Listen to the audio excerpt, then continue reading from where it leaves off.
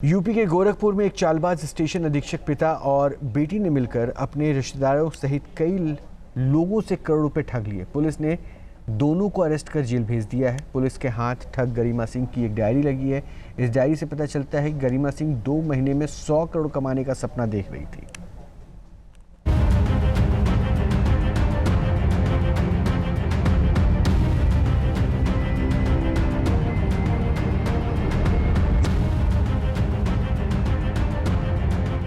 ठगी की ऐसी सनक कि मिस नटवरलाल बन गई। बाप बेटी ने ठगी का ऐसा जाल बुना कि इसमें लोग फंसते चले गए। 2 महीने में 100 करोड़ कमाने की सनक। रेलवे अफसर की बेटी ने 15 रिश्तेदारों और जानकारों को बनाया शिकार।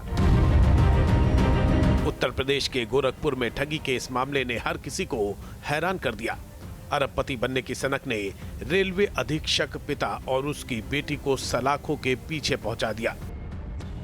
लेकिन जैसे जैसे इस ठगी के खेल की परतें खुल रही हैं, हैरत अंगेज खुलासे सामने आ रहे हैं। हैरान करने वाली है ठग लड़की की साइकोलॉजी। इस साइकोलॉजी का कच्चा चिट्ठा खुला एक डायरी की बरामदगी से। इस डायरी में अरबपति बनने की डेडलाइन लिखी है। मैं गरिमा सिंह अप्रैल 2026 तक अरबपति बनूंगी। मेरा यह लक्ष्य है, अरबपति बनना। सारे लोन अप्रैल से मई तक गरिमा सिंह के समाप्त हो जाएंगे। गरिमा सिंह का लक्ष्य है कि अप्रैल से मई तक 100 करोड़ रुपए कमाना है। मेरे अकाउंट में 100 करोड़ हैं। मैं अरबपति हूँ, मैं अरबपति हूँ। ये सनक ही थी जिसने गरिमा सिंह को ठगी के लिए प्रेरित किया।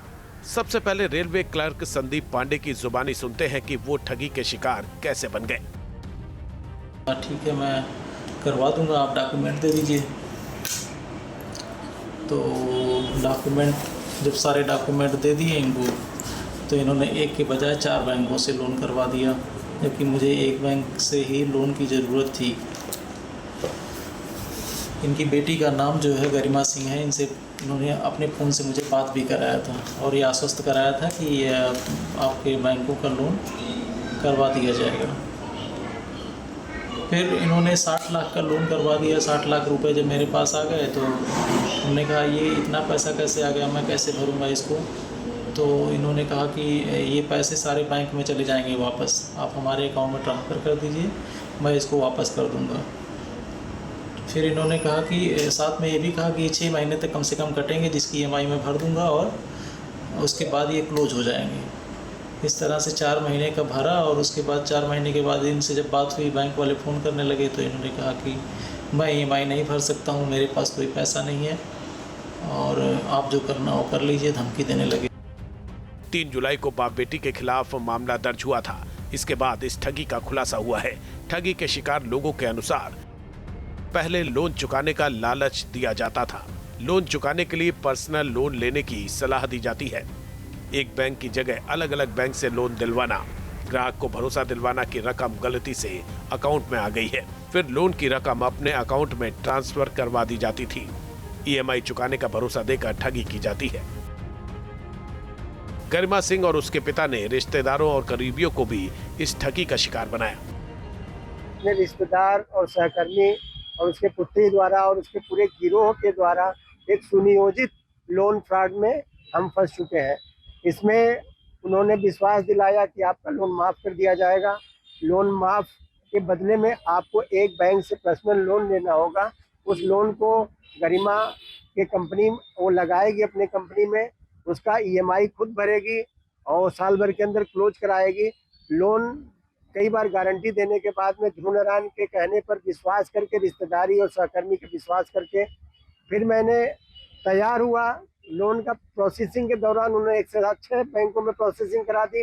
बोली केवल एक ही से होगा, लेकिन वो एक साथ 6 बैंकों का पैसा जब खाते में आया, तब जाके पता चला कि उन्होंने हमारे साथ इतना बड़ा फ्रॉड कर दिया है। फिर वो लोन को वापस करने के नाम पर अपने इच्छित अकाउंट पे हमसे ट्रांसफ़र करवा लिया, OTP मांग करके हमारा ईमेल ID चेंज किया। इनके हमारे साथ में मित्र हैं, इनका फर्जी अकाउंट बनाया। ऐसे कई लोगों के फर्जी अकाउंट बना करके उन खातों में ट्रांसफ़र किया। कुछ ऐसे भी खाते हैं जो स्टेटमेंट में है, वो बैंक ही बता सकता है। लोन लेने में लोन के प्रोसेस में इन्होंने कई 6-7 बैंकों से प्रोसेस कराया, जिसका रिजल्ट आया 10 दिन में 5 बैंकों का EMI अमाउंट आ गया। पूछने पर पता चला कि आप चिंता मत करिए, मैं हमको दे दिए, मैं जमा कर दूंगी, कि आप परेशान हो जाएंगे। और इसकी पुष्टि जो है कि इनके पिताजी करते रहे कि आप चिंता मत करिए, हम तो हैं। इसी क्रम में हम लोग इस बहुत बड़े ठगी के शिकार हुए हैं। चूंकि गरिमा के पिता रेलवे में थे, ज्यादातर ठगी के शिकार रेलवे के कर्मचारी बने हैं। पुलिस मामले में एक्शन ले रही है। इस केस से जुड़ा बड़ा सवाल ये भी है कि आखिर इस ठगी का आइडिया आया कहां से? कैसे एक लड़की के दिमाग में इतने शातिराना ख्यालात आए? इसका कोई बहुत सटनली तो मैं नहीं बता सकता, लेकिन ये है कि कुछ मोटिवेशनल बुक्स हैं जो ये कहती हैं कि आप जो बनना चाहते हैं, अगर अपने मन में वो बार बार दोहराएंगे, उसको रन करेंगे तो वैसा बन जाएंगे। शायद उसी का प्रभाव रहा हो जो इन्होंने ऐसा किया। सर अभी तक सर कितने का ठगी का मामला प्रकाश में है? ये अभी तक लगभग 3.5 करोड़ को क्रॉस कर चुका है और भी इसमें विवेचना चल रही है। जैसा आगे प्रकाश में आएगा वैसे बताएंगे। गरिमा सिंह के 6 से 7 रिश्तेदार रेलवे में काम करते हैं। वो सब उसकी ठगी का शिकार हुए हैं। उनके साथ 15 से 20 अन्य लोगों से भी गरिमा ने ठगी की है। गरिमा सिंह शादीशुदा है। उसका पति कुशीनगर में टीचर है, लेकिन वो अपने पिता के साथ गोरखपुर में ही रहती है। दोनों ने मिलकर रिश्तेदारों और करीबियों के साथ ठगी की। Team news nation.